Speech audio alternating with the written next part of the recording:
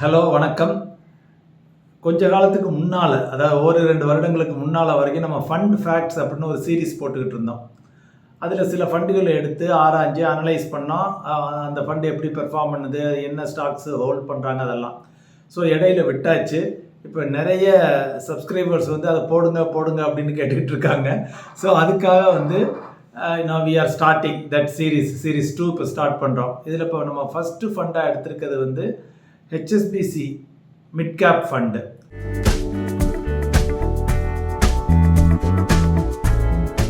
Before that நம்ம பிரக்லா wealth ஆரம்பித்து 20 வருஷம் ஆயிடுச்சு. 21வது வருடத்துக்குள்ள என்ட்ரு ஆகிறோம். இந்த 20 வருடங்களாக ஆதரவளித்த உங்கள் அனைவருக்கும் மிக்க நன்றி.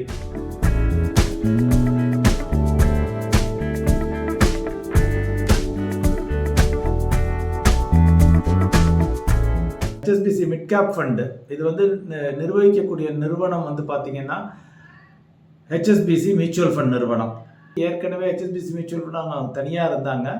ப்ளஸ் L&T மியூச்சுவல் ஃபண்ட் இருந்துச்சு. L&T மியூச்சுவல் ஃபண்டையும் விலைக்கு வாங்கினாங்க. ஸோ 2 மெர்ஜ் ஆகி தான் இப்போ வந்து HSBC மியூச்சுவல் ஃபண்டாக இருக்குது. ஸ்டாட்டிஸ்டிக்ஸ் கொடுக்குற டேட்டு வந்து என்னென்னு வந்து பார்த்தீங்கன்னா 24 ஜூலை 2026. ஃபண்டு நிறுவனம் வந்து பார்த்தீங்கன்னா ஏற்கனவே நம்ம சொன்ன மாதிரி HSBC மியூச்சுவல் ஃபண்டு. மினிமம் ஒரு 7 இயர்ஸுக்கு மேலே முதலீடு செய்ய விரும்புகிறவங்க இந்த மிட் கேப் கேட்டகரியை பார்க்கலாம். நம்ம டேட்டா எடுத்த அன்னைக்கு சென்செக்ஸ் வந்து ஒரு 76,000 இருந்துச்சு. அதே மாதிரி நிஃப்டி வந்து ஒரு 23,767 இருந்துச்சு. கேட்டகரி ஈக்விட்டி ஓரியன்ட் பங்கு சார்ந்தது mid cap category. So mid cap பங்குகள், மிட் கேப் ஃபண்டுகள்னால் என்ன அப்படின்னு வந்து பார்த்தீங்கன்னா, ஒரு மிட் கேப் கேட்டகரியில் 150 ஸ்டாக்ஸ் இருக்குது. அதாவது மார்க்கெட் கேபிட்டலைசேஷன் அடிப்படையில், சந்தை மதிப்பின் நிறுவனங்களின் சந்தை மதிப்பின் அடிப்படையில் டாப்லேருந்து எடுத்துக்கிட்டோம்னா டாப் மோஸ்ட் கம்பெனி ரேங்க் 1. அப்படியே டாப் 100 கம்பெனிஸ் வந்து லார்ஜ் கேப்.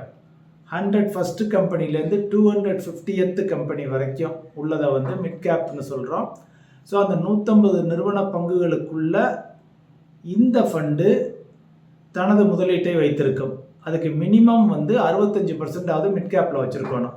மீதி 35% லார்ஜ் கேப், ஸ்மால் கேப் உள்ள வச்சுக்கலாம். பட் மினிமம் 65% வந்து மிட் கேப்பில் வச்சுருக்கணும்.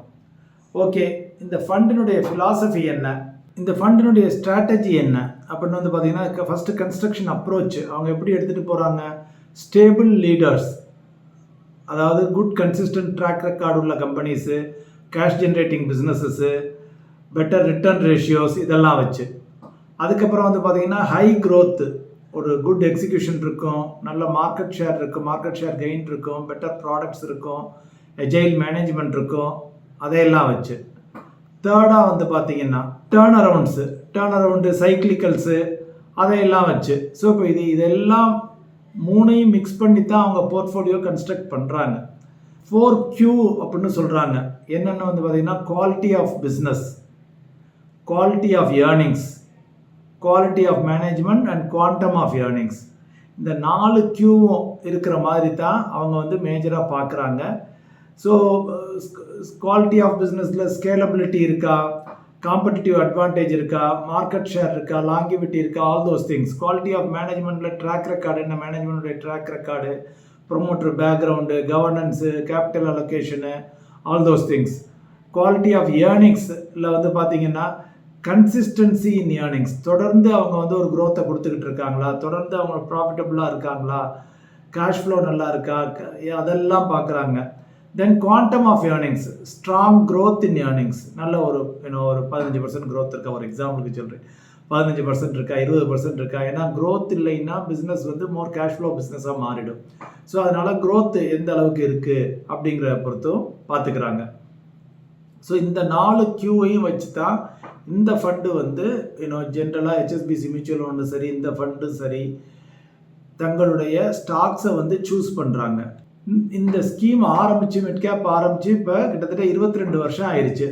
2004 ஆகஸ்ட் 9 ஆரம்பித்தாங்க. Right now they are managing more than 15,000 crores to be exact, 15,352 கோடி ரூபாய். NAV 10 ரூபா போட்டது வந்து இன்றைக்கி 448 ரூபா 28 காசாக இருக்குது as on 24 July. So risk level வந்து பார்த்தீங்கன்னா நிஃப்டி 50 விட அதிகம், ஏன்னா இது mid cap. So fund manager Seenu Gupta அப்படிங்கிற லேடி. அண்டு எக்ஸ்பென்ஸ் ரேஷியோ, இன்றைக்கி நிறைய பேர் எல்லோரும் கேட்குறாங்க எக்ஸ்பென்ஸ் எவ்வளோ எக்ஸ்பென்ஸ். இங்கே வந்து நான் ரெகுலர் பிளானை கொடுத்துருக்கேன் ஒன்றும், ஏன்னா நாங்கள் ரெகுலர் பிளானை தான் ஜென்ரலாக we can advise to our investors. 1.45%. Value research rating, Morningstar rating எல்லாமே வந்து 4 ஸ்டாரில் இருக்குது. இந்த ஃபண்டு சமீபத்தில் ரிட்டர்ன்ஸும் நல்லா கொடுத்துருக்கு. செப்பரேட்டாக நம்ம போகையில் நீங்கள் பார்ப்பீங்க. ஓகே, இப்போ வந்து போர்ட்ஃபோலியோவை பற்றி பார்க்க போகிறோம். போர்ட்ஃபோலியோவில் எத்தனை பங்குகளை வச்சுருக்காங்க. டோட்டல் மிட் கேப் ஃபண்டு வந்து டோட்டல் வந்து 150. அந்த 150ல் இவங்க 81 வச்சுருக்காங்க. எல்லாமே மிட் கேப் இல்லை, கொஞ்சம் ஸ்மால் கேப்பும் இருக்கும். So total number of stocks அப்படின்னு வந்து பார்த்தீங்கன்னா 81. போர்ட்ஃபோலியோடைய PE, price to earnings ratio 44.38. இன்னும் ஹையராக இருக்கே, மிட் கேப்ஸ் ஹையராக இருக்கும். க்ரோத் ஓரியன்ட் ஸ்டாக்ஸை நீங்கள் சூஸ் பண்ணையில் எப்போவுமே பிஇ வந்து ஹையராக தான் இருக்கும். ஆவரேஜ் மார்க்கெட் கேபிட்டலைசேஷன், பங்கு அவங்க வச்சுருக்கக்கூடிய ஸ்டாக்ஸினுடைய ஆவரேஜ் சந்தை மதிப்பு 62,274 கோடி. ஃபண்டினுடைய beta slightly higher than index 1.04. Alpha 5.7. It's a wonderful alpha. அது ஆல்ஃபாங்கிறது வந்து பெஞ்ச்மார்க் இண்டிசஸை விட எவ்வளவு அதிகமாக கொடுத்துள்ளது கடந்த 3 வருடங்களில் அப்படின்னு வந்து பார்த்தீங்கன்னா 5.7% அதிகமாக கொடுத்துருக்கு. ஃபண்டினுடைய டேர்ன் ஓவர் 126%. ஸோ இந்த டேர்ன் ஓவர் இது வந்து கொஞ்சம் அதிகம்தான். அதிகமாக இருக்கிறதுக்கு பல காரணங்கள் இருக்கலாம். ஒன்று, ஃபண்ட் மேனேஜரே கொஞ்சம் வாங்கி அல்லது விற்கலாம், அல்லது புது ஃபண்ட் ஃப்ளோஸ் உள்ள அதிகமாக வந்தாலும் டேர்ன் ஓவர் அதிகமாக இருக்கும், ஏன்னா அவங்க அதிகமாக வாங்குவாங்க. ரெண்டாவது, இவங்க ஒரு தீம் வந்து சைக்கிளிக்கல் ப்ளே பண்ணுறோம்னாங்க. சைக்கிளிக்கல் ப்ளே பண்ணையில் வந்து அட் டைம்ஸ் வந்து அந்த ரன் அப் முடிஞ்சிருச்சுன்னா அதை விற்றுட்டு அப்புறம் புது இண்டஸ்ட்ரி, புது செக்டாரை தான் போய் வாங்குவாங்க. ஸோ அதனாலையும் அதிகமாக இருக்கலாம். குறைந்தபட்ச முதலீடு வந்து மினிமம் வந்து 5,000 ருபீஸ் நீங்கள் முதலீடு பண்ணணும். சப்ஸ்கியூண்ட்டாக அதில் ஆட் பண்ண போகிறீங்க அப்படின்னா 1,000 ருபீஸ் பண்ணால் போதும். மினிமம் எஸ்ஐபி 500 ரூபாயிலேருந்தே ஸ்டார்ட் பண்ணிக்கலாம். ஓகே, எக்ஸிட் லோடு எப்படி? நான் திடீர்னு இப்போ ஃபண்டை விற்கணும்னா என்ன ஆகும்? ஜென்ரலாக இதை வந்து நம்ம ஒரு 7 வருஷத்துக்கு மேலே உள்ள தேவைகளுக்கு தான் இந்த மிட் கேப் ஃபண்ட்ஸே ஜென்ரலாக நல்லதுன்னு சொல்கிறோம். ஸோ அப்படிங்கையில் இவங்க என்ன பண்ணியிருக்காங்க, ஒரு 10%க்கு அதிகமான யூனிட்டை வித்ட்ரா பண்ணிங்கன்னா வித்தின் அ இயர் அதுக்கு வந்து 1% அப்படிங்கிறாங்க. ஒரு எக்ஸாம்பிளுக்கு நீங்கள் ₹1,00,000 போடுறீங்க, அவசரமாக ஒரு 10,000 தேவைப்படுது, எடுத்துக்கலாம். அதுக்கு எக்ஸிட் லோடு கிடையாது. ஆனால் மீதி 90,000 நீங்கள் உடனே போட்ட 2 மாதம் 3 மாதத்தில் எடுத்தீங்கன்னா ₹9,000 போகும். அதுதான் அதனுடைய மீனிங்கு. எக்ஸிட் லோடு வந்து 1% வச்சுங்க. வித்தின் 1 இயர் நீங்கள் வித்ட்ரா பண்ணிங்கன்னா. போர்ட்ஃபோலியோ கன்ஸ்ட்ரக்ஷன் அமைப்பு எப்படி இருக்குது? கிட்டத்தட்ட 99% வந்து அவங்க ஈக்விட்டியில் இருக்காங்க. இன்னும் fully invested, always invested, 1% cash. அவ்வளோதான். அந்த கேஷும் வந்து மக்கள் வந்து பணத்தை திருப்பி நான் எடுத்துகிட்டு போகணும், ரிடம்ஷன் வேணும் அப்படின்னு கேட்குறவங்களுக்காக ஒரு 1% வச்சுருக்காங்க. ஏன்னா அந்த 15,000 கோடியில் 1%ங்கிறதே நல்ல அமௌண்ட்டு, கிட்டத்தட்ட 150 கோடி. ஸோ கேஷ் லெவல் அந்த லெவல் தான், கேஷ் குறைச்சி தான் வச்சுருக்காங்க, ஃபுல்லி இன்வெஸ்டட். ஓகே, இப்போ தான் நீங்கள் மக்கள் எல்லோரும் எதிர்பார்க்குறது, சரி நான் எஸ்ஐபியில் போட்டிருந்தா எனக்கு எவ்வளோ கிடச்சிருக்கும்? நீங்கள் வந்து இப்போ எஸ்ஐபியில் மாதம் 10,000 இந்த ஃபண்டில் போட்டிருந்தீங்கன்னா அதனுடைய கரண்ட் வேல்யூ என்ன அப்படிங்கிறத பார்த்துருவோம். 1,20,000 போட்டிருந்தீங்கன்னா கடந்த 12 மாதத்தில் மாதம் 10,000 மேனி, இப்போ அதனுடைய வேல்யூ வந்து 1,32,765. ஸோ லாபம் மட்டும் 12,765. ரிட்டர்ன் அப்படின்னு வந்து பார்த்தீங்கன்னா இந்த ஃபண்டில் 21.66%. இதனுடைய பெஞ்ச்மார்க் இண்டெக்ஸில் வந்து பார்த்தீங்கன்னா நிஃப்டி மிட் கேப் 150ல் வந்து பார்த்தீங்கன்னா 12.16%. ஸோ இண்டெக்ஸை விட அதிகமாக கொடுத்துருக்கிறது அப்படிங்கிறது தான். அது மாதிரி லாஸ்ட் 3 இயர்ஸ் 10,000 போட்டிருந்தீங்கன்னா பர் மந்த்துக்கு 3,60,000 போட்டிருப்பீங்க. அதனுடைய கரண்ட் வேல்யூ 4,61,859. 17.23% வருமானம் ஆண்டுக்கு. லாபம் மட்டும் 1,01,889. அதே சமயத்தில் இண்டெக்ஸ் வந்து 11.82% தான் கொடுத்துருக்கு, பெஞ்ச்மார்க் இண்டெக்ஸ்.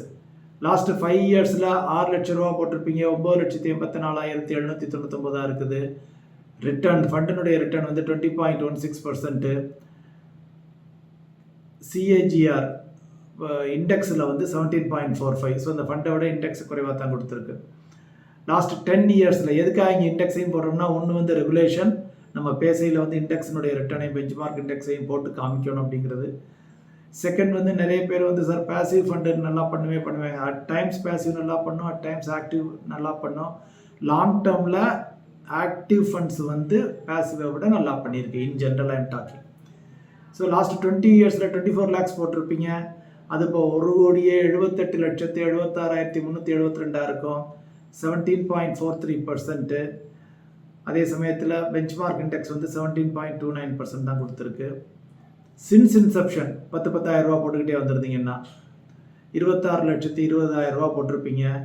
அதனுடைய current value 2,40,29,107. So over a period of time எஸ்ஐபியில் போட்டவங்களுக்கு இந்த ஃபண்டு வந்து ஏமாத்தலை, நல்லா கொடுத்துருக்கு. Over a period of time it has done wonderfully. Okay, SIP நல்லா இருக்குங்கிறீங்க. இப்போ ஹவ் அபவுட் பல்க்? ஒரு வருஷத்துக்கு முன்னால் ₹1,00,000 ஒன் டைமாக அந்த ஃபண்டில் போட்டிருந்தீங்கன்னா அது இப்போ 1,35,000 இருக்கும். ரிட்டர்ன் வந்து பார்த்தீங்கன்னா 14.83%. அதே சமயத்தில் பெஞ்ச்மார்க் வந்து இண்டெக்ஸ் வந்து 3.79% தான் கொடுத்துருக்கு, மிட் கேப் இண்டெக்ஸு. 3 இயர்ஸ்க்கு முன்னால் ₹1,00,000 ஒன் டைம் ஒரு தடவை போட்டிருந்தீங்கன்னா அது இப்போ 1,90,294 இருக்குது. கிட்டத்தட்ட 23.92% இயர் ஆன் இயர் சிஏஜிஆர். 5 இயர்ஸ்க்கு முன்னால் ₹1,00,000 போட்டது 2,24,447 இருக்குது, 17.55% ரிட்டர்னு. 10 ஆண்டுகளுக்கு முன்னால் 16.51%. 20 ஆண்டுகளுக்கு முன்னால் ₹1,00,000 ஒன் டைமாக போட்டிருந்தீங்கன்னா அது 23,92,115 இருக்குது, 17.19% ரிட்டர்ன் இயர் ஆன் இயர். அதே சமயத்தில் இண்டெக்ஸ் வந்து 15.62% தான் கொடுத்துருக்கு.